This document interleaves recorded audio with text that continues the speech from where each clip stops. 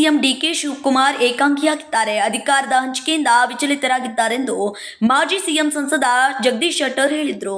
ಶುಕ್ರವಾರ ಬೆಳಗಾವಿಯಲ್ಲಿ ಸುದ್ದಿಗಾರರೊಂದಿಗೆ ಮಾತನಾಡಿದ ಅವರು, ಪವರ್ ಶೇರಿಂಗ್ ವಿಚಾರದಲ್ಲಿ ಸಿದ್ದರಾಮಯ್ಯ ಹಾಗೂ ಡಿಕೆಶಿ ನಡುವೆ ಮುನಿಸಿನ ಗುದ್ದಾಟ ನಡೆದಿದೆ. ಆದ್ದರಿಂದ ಕರ್ನಾಟಕದ ಏಕನಾಥ ಶಿಂದೆ ಡಿಕೆಶಿ ಆಗುತ್ತಾರೆ ಎನ್ನುವುದನ್ನ ಅವರೇ ಹೇಳಬೇಕು ಎಂದರು. 100% ಒಂಟಿಯಾಗಿದ್ದಾರೆ. 100% ಒಂಟಿಯಾಗಿದ್ದಾರೆ. ಏನಾಗಿದೆ, ಅವರೊಳಗೆ ಒಂದು ಅಂಡರ್ಸ್ಟ್ಯಾಂಡ್ ಆಗೇ ಇದೆ. ನನ್ನ ಪ್ರಕಾರ ಅವರೊಳಗೆ ಅಂಡರ್ಸ್ಟ್ಯಾಂಡ್ ಆಗಿದೆ.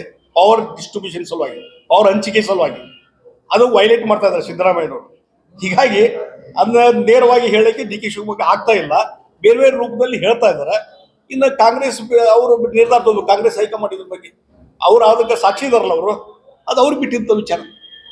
ಆಗಿಲ್ಲ ಅಂದ್ರೆ ಸ್ಫೋಟ್ ಆಗ್ತದೆ. ಇವತ್ತಿನ ನಾನು ಹಿಂದೂ ಹೇಳ್ಕೊಂಡಿದ್ದೀನಿ, ಇವರ ಇನ್ ಫೈಟಿಂಗ್ನಿಂದ, ಈ ಪ್ರಾಕ್ಸಿ ವಾರ್ನಿಂದ ಇವತ್ತಿನ ನಾಳೆ ರಾಜ್ಯ ಸರ್ಕಾರ ಕೊಲಾಪ್ಸ್ ಆಗ್ತದೆ.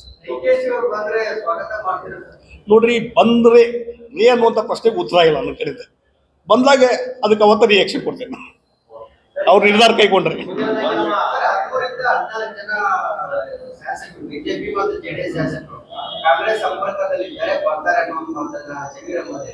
ನೋಡ್ರಿ, ಜಮೀರ್ ಅಹಮದ್ ಯಾವಾಗ ಭವಿಷ್ಯ ಹೇಳಕ್ ಚಾಲು ಮಾಡ್ಯಾರ ಗೊತ್ತಿಲ್ಲ.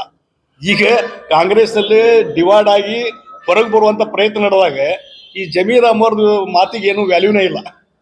Thank you. ಅಲ್ಲ, ಅವರು ಕಂಟಿನ್ಯೂ ಮಾಡಲಿಲ್ಲ. Vinod Kolkar, KMM Kannada news, Belagavi.